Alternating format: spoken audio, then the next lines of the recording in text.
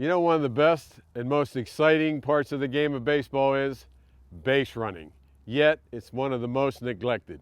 I'm Sam Perlozo, and I'm here to teach us how good we can be as a base runner.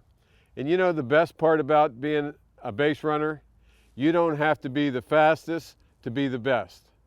I've coached third base in the big leagues lots of years, and I can't tell you how many times the best base runner was not the fastest guy. So when he got on second base, I was more comfortable with the guy with less speed because I knew he was going to take good turns, he was going to get the right jump, and he was going to be in the ball game. So he gave me confidence to send him. But today, we want to talk about where it all starts, and that's in the dugout, right over here.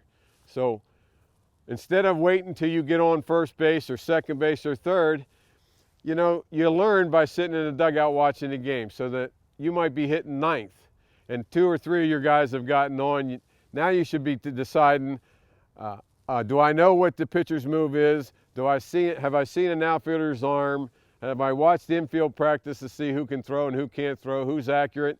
So that when you do hit a ball in the gap and you see that guy go around and slide in safe to second base, that's probably because he did pre-planning and said, that guy doesn't throw as well, I can take the chance.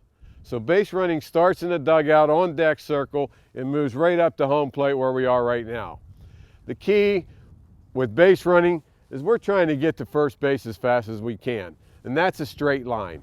So you'll see hitters, just because of the pitch, because it's an outside pitch, or he might have got out in front of the ball and he's not in a great position to get going and may start out in here. He might have swung at an inside pitch and pulled it and then tried to get into the line to get down to first base. We already know the shortest distance is a straight line. So we have to fight from the start to get our body down this line so we can get to first base as fast as we can.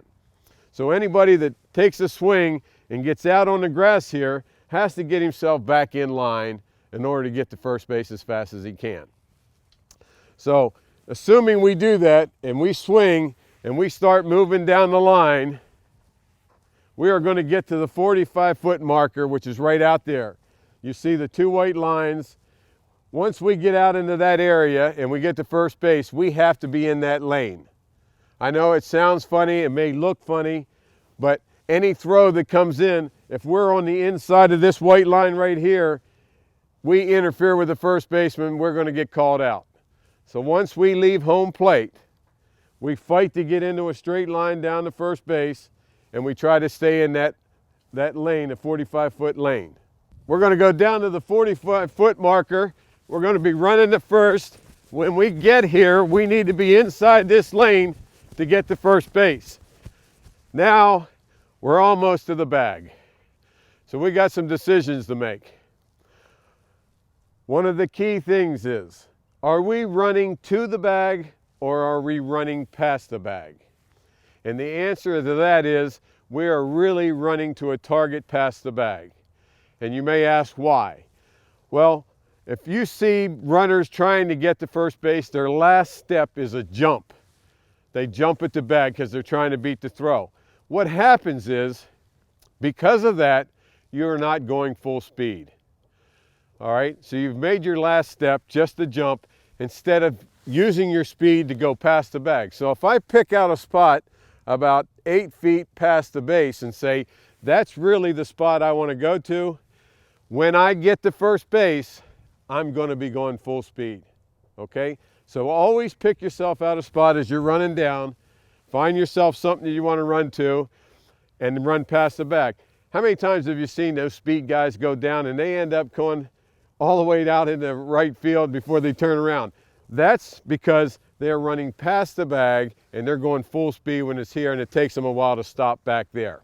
Okay, now we said shortest distance between 2 points is a straight line.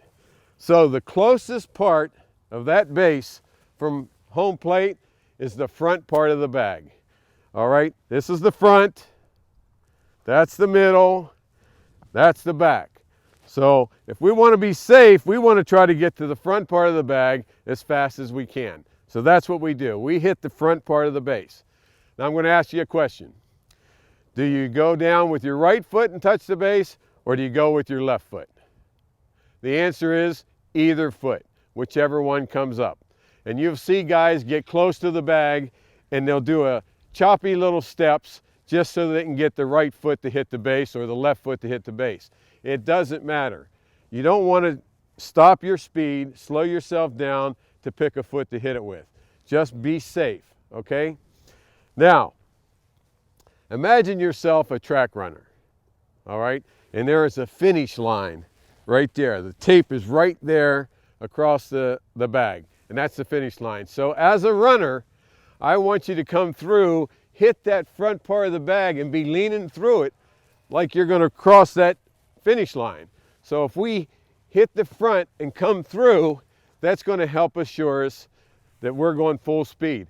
And remember, the umpire is sitting here. We want to be safe, so if it looks like we're over top of that bag a little bit, we might increase our chances of being safe, okay?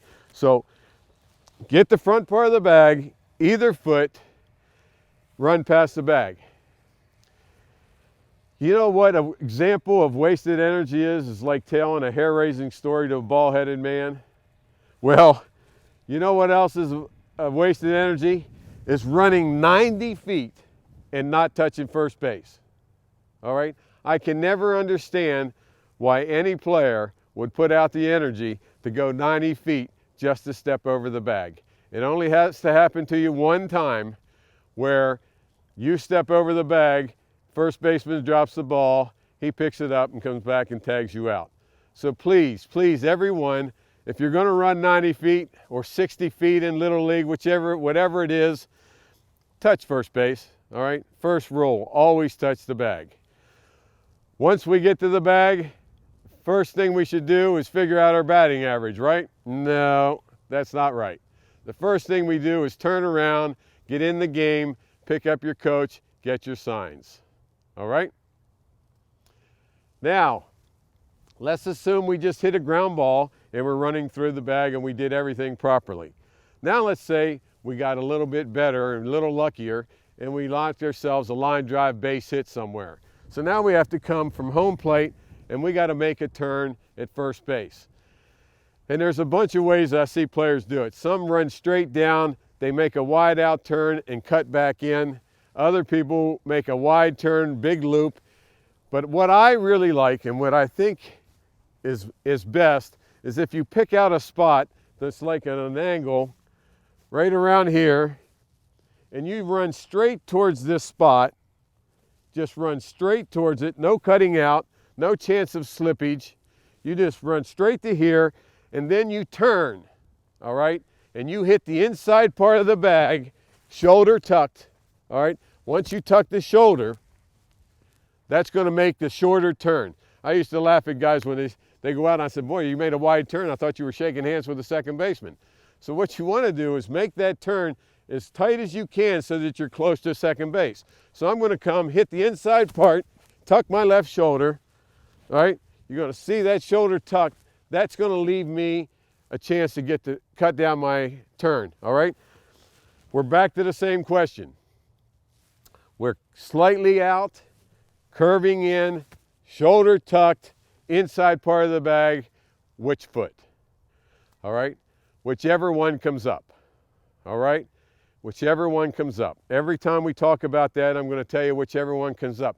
Invariably, guys will run down, and instead of getting a second, they might be bang, bang out. That's because they did a little choppy step to slow down just so that they could get the right foot up or the left foot up. So hit it on the inside, either foot. And this turn that we're talking about, which is a slight angling out, turning, tucking the shoulder and going in, is the same turn that we use all around the bases. So if I were on first and I had to go to second on a base hit and was going to go making a turn, I would do the exact same thing. I would angle out, tuck my left shoulder, inside corner of the bag, and turn it home. Same way if I was going from second to home, it's the same turn. So it's easy. It's easy to do. Cut it down, cut it in, lean it in, shorten it up, and then get back to the bag. All right, so what you're going to do is you're going to be like an ice skater. you're going to come around and you're going to put the brakes on like this, then you're going to turn and get back to the bag. All right? There's nothing going to stop us from going here and then being lazy coming back like this, because good outfielders and infielders will get that ball in, turn and fire and throw back to the first baseman. It's embarrassing. All right? It can be embarrassing. So get yourself out, inside, brakes on, turn back, and get back to first base. Now, a lot of guys will make a wider turn. You know why? General rule. The farther the ball is away from you, the bigger turn you can make. The closer the ball is to you, the shorter your turn. So if I'm going to, ball's hit to the right fielder and he's close, might be playing shallow, I can't make a real big turn because he can throw behind me. But that ball that was a single in the left center a little bit, then I can get way out there. Center fielder goes into the gap. I can get way out there a little bit in case the ball gets dropped, and boom, I can take the extra base if I want to. So, base running. Straight through the bag, front of the bag, past the bag is your target. Good sharp turn. Can't beat it.